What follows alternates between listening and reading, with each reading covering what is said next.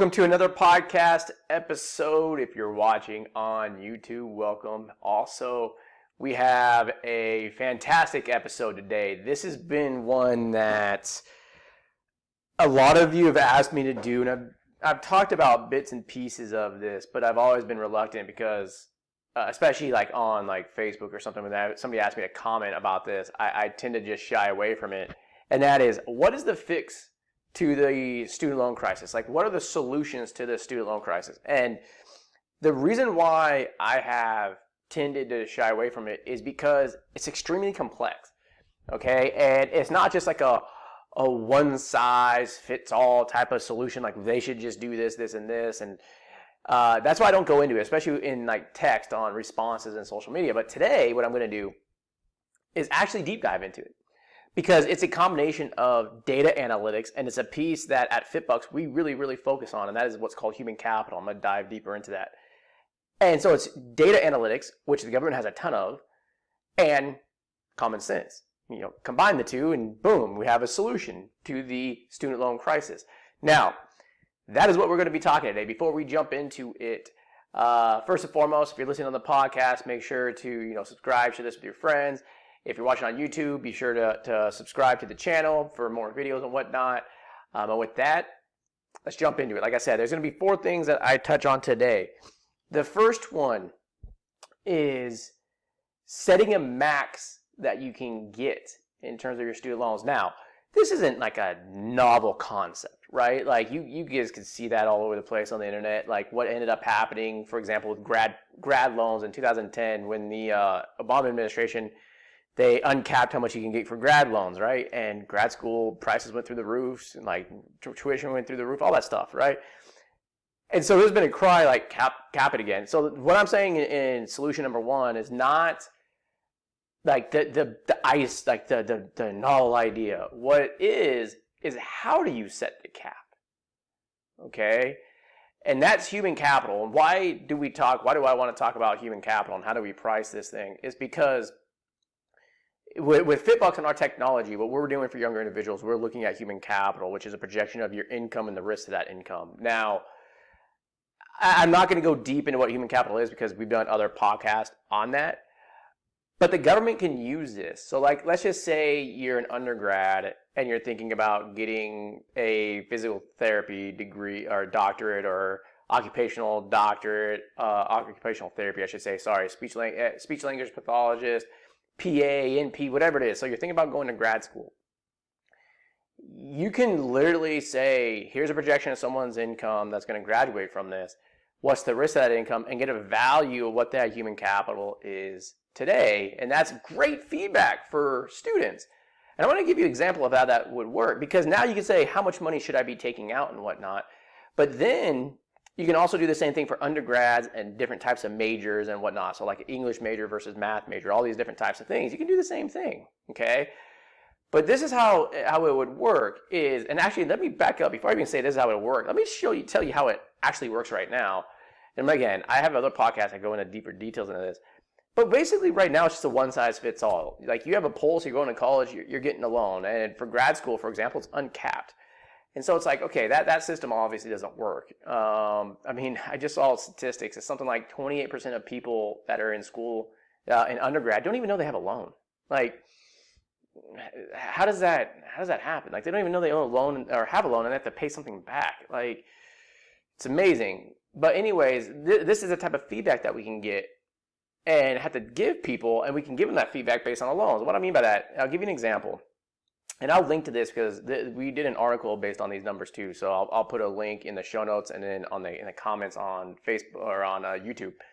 But let's just say I'm comparing an undergrad versus saying, hey, I'm thinking about getting my DPT. For those of you that don't know what that is, it's a doctorate in physical therapy. When we look at an undergrad, the average undergrad makes about $50,000 a year. So if we run our technology and say, what's the present value of his future income and the risk of that income, basically what is the value of his human capital? It comes out, I'm just going to round the numbers, it comes out to about $1 million.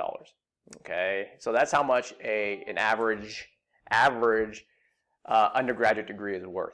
Okay, now what I can do is say, okay, well, as a DPT, like if I get my degree and my doctorate and I become a physical therapist based on that income, and more importantly, what is the risk to that income? The present value of that, my human capital goes from $1 million to 1.8 million. So there's a difference of $800,000. Now I can see, hey, over, today's value of this degree is about $800,000. And then the government can come in and say, what do we want to cap the loan at? Okay, do we cap it at 10% of whatever that value is? So let's just say that $800,000 increase in value. It's like, look, if that's the case, we're going to cap how much you can get for grad school at $800,000 or at $80,000. Now, is that the exact relation? Maybe not. Maybe it's like, hey, $800,000, we're going to cap it at a 5x, which would be basically $160,000 is the max you can get, which, in my opinion, would be too high. I always shoot for a 10x return on my investments, right? So that's why I use 10. So if the present value of the DPT degree is $800,000, then the max I should be able to get in federal loans is $80,000. And you can do that for every degree out there. We have the data. Trust me, we at FitBUX have the data. So I know the government has the data. Because this is one of the things that we're valuing in this, is saying, and the FitBUX platform and our technology, we take into account your human capital. As part of that, it's the profession. So we actually are getting the value of the human capital for the profession, and each degree. So we know the data's out there. And we can do that across the board, all across the board, for every profession, every major, everything. And so it's like, well, then you get the people that would be against that, right? One, it would be like, well, what happens if, they want to get a degree that's only worth like $400,000? Okay, great. The cap is $40,000. Well, what happens if the school charges more? Well, that's up to the individual at that point. Do they want to take out more in loans or not?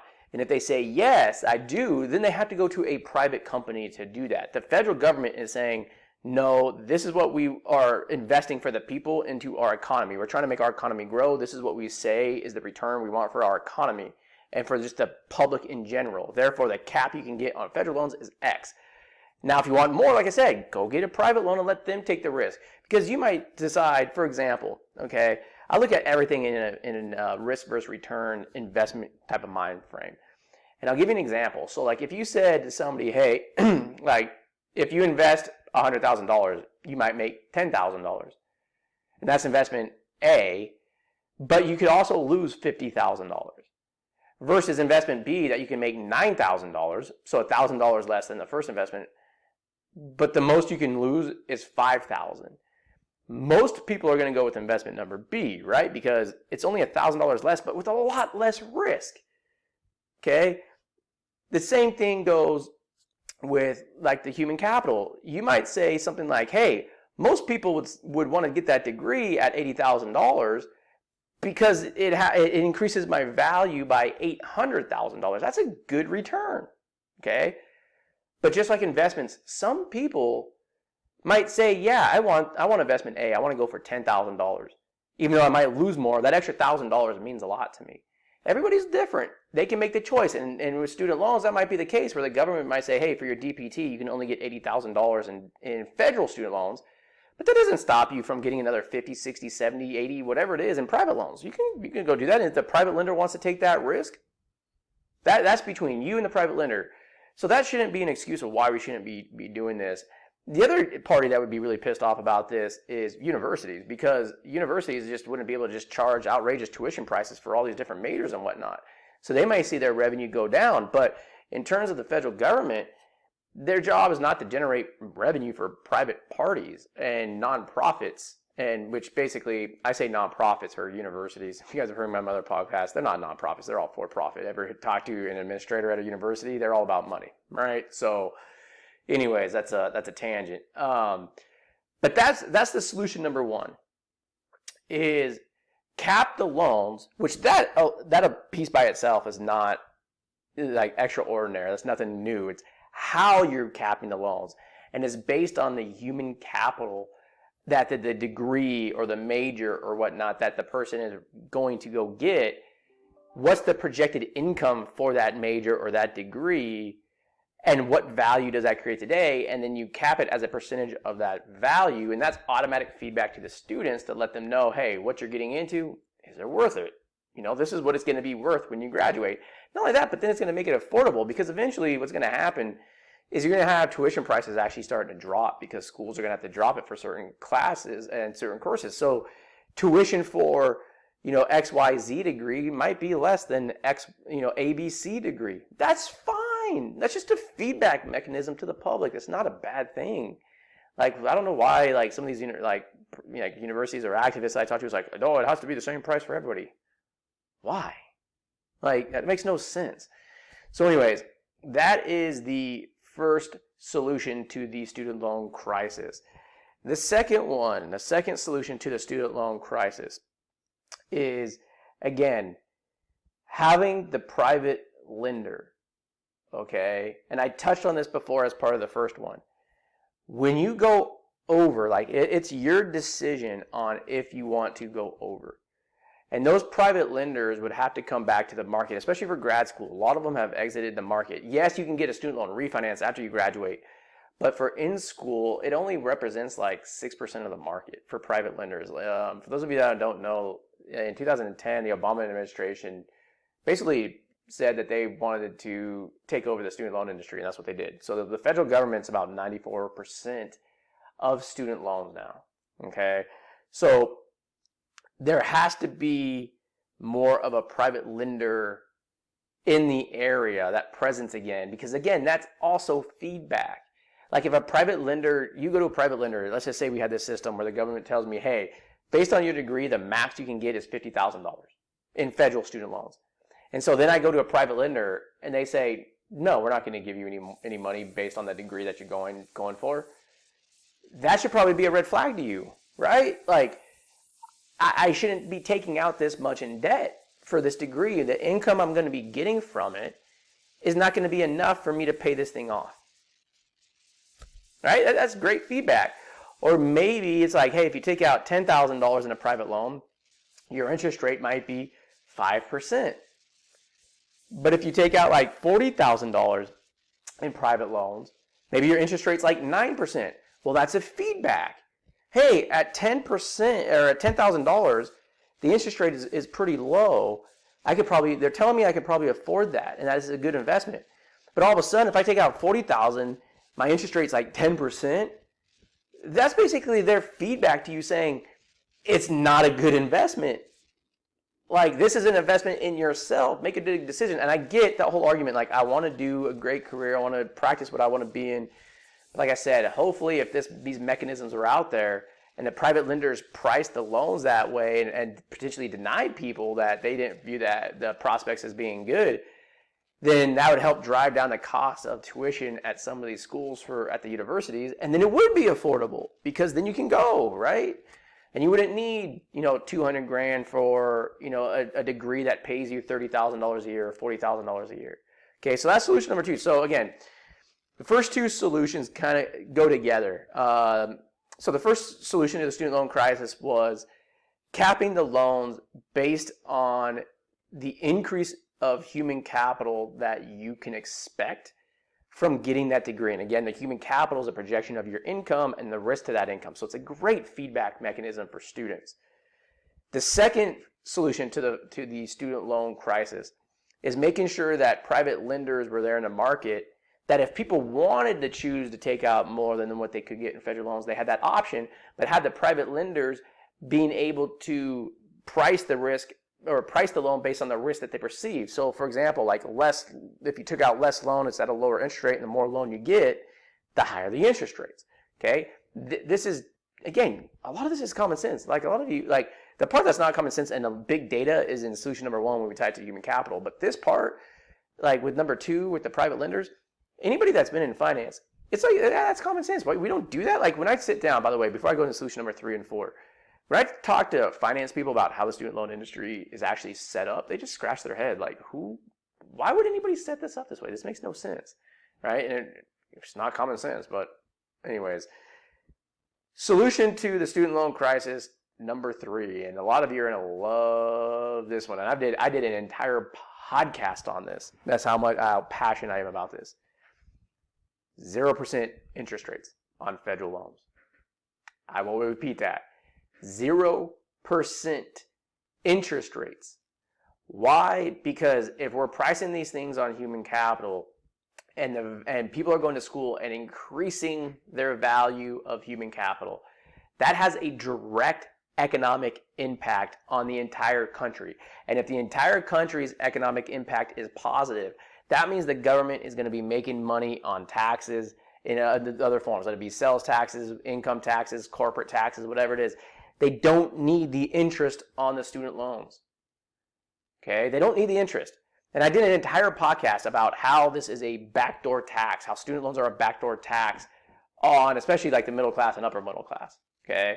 And on that, if you're listening on the podcast, I'll put the link in the show notes. If you're watching on YouTube, I'll put the link to the podcast and that as well on that specific episode. But no more interest. Now, why would they not do this? Now, in that podcast, I told you that I talked deeper into depth and gave examples on why I say it's a backdoor tax. I didn't have this number yet. The government just released this. But this goes to show you why they probably will never do this whole 0% interest thing. This is June. I'm recording this June 16th, 2021. So COVID has been, the CARES Act was implemented 13 months ago. Okay. In the CARES Act, it reduced student loan interest rates to 0%. In that time period, the report that I just saw, the government has lost $68 billion in interest payments. $68 billion. So when you want to sit there, when I say, hey, some of this stuff is common sense and this is what we should do, and then I say they're never going to do anything, that's a big effing number that they want that money. So will they actually turn this into 0% interest rates? No, they want a double dip. They want the economy to go up. They want your incomes to go up so they can tax it more. They want inflation to go up so they can tax it more. And then they want to be able to tax you with an interest rate on your student loan so they can get more of your money. At the end of the day, that's the system, right? However, what I'm saying is if you really want to create a system and fixes to the student loan crisis and the solutions to the student loan crisis, that would be number 3 is 0% interest rates. So to rehash, number 1, base the cap on what you can get based on your human capital, the improvement of your human capital of getting that degree. Okay. Second one is the private lenders, get them back in the market and give them some flexibility on how they price their loans. The third one, no more interest on student loans. Okay. Now, the last part, the fourth solution to the student loan crisis. Right now, there are 8 or 9 different repayment options with your student loans. They are not all necessary. We only need one. The only one we need is an income-driven repayment plan. And I would actually structure it more like an income share agreement, but with one caveat that there's a loan balance, so you can actually pay it off. I'm not going to go into what ISAs are. For those of you that want to research that stuff, you can look into that. But it's not a pure ISA. Okay, now I'm going to go in the framework of the IDR or income-driven repayment plans that we already have. Most of them are 20 or 25 years long, depending on if you're an undergrad or a graduate student. Okay, what I would say is make them 15 or 20 years long. And the reason why I like the income-driven repayment plans is because when we project out someone's human capital, we look at the average. So there's risk to that, obviously, right? So you can be above that, you can be below that. Well, 50% are going to be below the average, which means some people are not going to make the income that's being projected. So if we say, look, the max you can get is $80,000, it might not pan out to be that good for them. So if that's the case, and the government really did this and wanted to back up their data, you would say, look, your payments are based as a percentage of your income. And you're going to pay that percentage for 15 to 20 years. Because if our projections are wrong and your income's not as high as it is, guess what? You don't have to pay more. You're not obligated to do it. And then if you make way more than what we projected, guess what? That's fine. You're just paying more on a monthly basis. But instead of having to pay for 15 or 20 years, you still only owe $80,000. So let's just say you end up paying that in 6 years. Your loan's done in 6 years, and it has no interest. So you're literally just paying back the $80,000, right? You can also make prepayments on this. So unlike a traditional ISA where you literally have to be in it for 15 or 20 years, once you pay how much you borrowed, you're done. So if they're telling you, hey, you borrowed $80,000, but all you have to do is pay $400 a month because of where your income's at, but you said, look, I kind of just want to get out of this thing, so you wanted to pay $1,500 a month and get out of it in like 5 or 6 years, great, do it, get out of debt. Now, some of you are looking at this, some of you guys that are looking at finances and saying, wait, number 3 says there's no interest on those loans. That means there's no benefit in paying off my loans early because there's no interest. The government, this is part of solution number 4, the government would incentivize you to make prepayments on it. What do I mean by that? Let's just say your scheduled payment is $500 a month, but you, over time, from X month to X month, you actually pay $5,000 over what you're expected to pay, the minimum amount. You paid more, and you did that over X amount of time. And let's just say you did $5,000 in prepayments, okay? Then the government can turn around and say, hey, for every dollar that you prepay, we forgive 10% of your loan. That's a 10% return on your money. You're not going to beat that in the stock market, and that's guaranteed. That's guaranteed. So let's just say, for example, you prepaid $5,000. Guess what? You got $500 forgiven off your loans. You prepay $10,000, you get $1,000 taken off your loan and forgiven. Because the money's coming back faster, they're being incentivized to do that, so that way they can get the money back out to new borrowers. So that's the way you would incentivize faster prepayments. But these would be income-driven repayment plans. So that way people that, for whatever reason, they couldn't afford it because their income dropped, they wouldn't need to. And you talk about things like women's rights, for example. I talk, again, because a lot of the people that we work with, especially right now, are healthcare, which is dominated by females. So we work with individuals that are constantly going on maternity leave, and even with dads now with paternity leave. But I'm going to focus more on maternity leave because oftentimes we see people leave for like 5 months, 6 months. Maybe they even want to stay home with a child for 2 years. That's fine too. If you do that and your income goes to zero, you don't have to make a payment. Or let's just say you graduated, right? Like, here's a big thing with us right now. With FitBUX, we want to hire like engineers and data scientists, right? And guys that get their masters and whatnot. They really want to come work for us. But because we're a startup, we can't pay them 12 or 13 or 14 grand a month or whatever it may be. And they got student loans and they got, this and that and all these other things. Well, they might be able to come in and say, look, if my student loans are based on my income, I can take the risk of working for a new technology company. Or I might even be able to take the risk of starting my own company, because if my company is not making any income and my income is zero, my payment is zero. Now I can take that risk. So you might even see a boom in the economy because people can take the risk, because their student loans payment is always based as a percentage of their income. Okay, now the last thing on that with the income-driven repayment plans, for those of you that have heard me talk about these in the past, you will know that the way they're currently designed, let's just say you go for the 15 or 20 years of what I'm proposing, 15 or 20 years long, and your income wasn't high enough to actually pay off the loans. So maybe there's a balance. So maybe you owe like $80,000 and you still owe like $30,000. The way the government does it is that at the end of the 20th year, the loans are then forgiven, so that $30,000 is gone, but you would owe taxes on it because you have to claim that as income. Okay, so the last piece I would do away with is that tax. Make it forgivable and it's completely gone. So if you paid for 15 or 20 years, whatever term is decided to be, let's just say it's 20 years, and your income was never high enough to actually pay off the $80,000 in full, whatever's remaining, gone. Gone. See ya. No more. So that would be the forced solution to the student loan crisis, is to make the only loan you can go to an income-driven repayment plan. Let people know that they can pay extra, and if they do, there's a benefit. Every X amount that they pay over, they get a percentage forgiven. Okay? That is awesome. And in addition, no interest rate on it, so you don't have to worry about your loan balance going up ever. Even if you can't make the payment and you're in default, it never goes up because you're not accruing interest. And there's no tax. Like, say your income doesn't meet expectations, and you go the full 20 years or 15 years, whatever we decide that it's going to be, and your loans are forgiven, there's no tax. You made your payments, your income didn't materialize, we were wrong about the degree.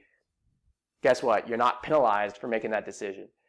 So those are the 4 solutions to the student loan crisis. Again, max out how much you can take based on the increase in human capital you can expect from the degree. That's number 1. Number 2, make sure the private industry has the flexibility to actually price this based on risk. Okay. Number 3, no more interest rates, 0% interest rates on federal loans. Number 4, the only loan you can go into is an income-driven repayment plan. I talked about the special features on that, such as like prepayment, like incentivization, like if you prepay X amount, you get this amount forgiven. That the payments base has a percentage of your income, so it's always affordable. You can pay it off early because of the incentivization, and there's no tax in case something happens and you can't make the payment. 4 solutions to the student loan crisis. One big one has to do with data analytics, which is the number one, basing it off of the human capital increase valuation. The other 3, I'd say, are common sense. So, thank you for listening to the podcast. If you're watching on YouTube, again, thank you for watching. Subscribe for more videos. Talk to you soon.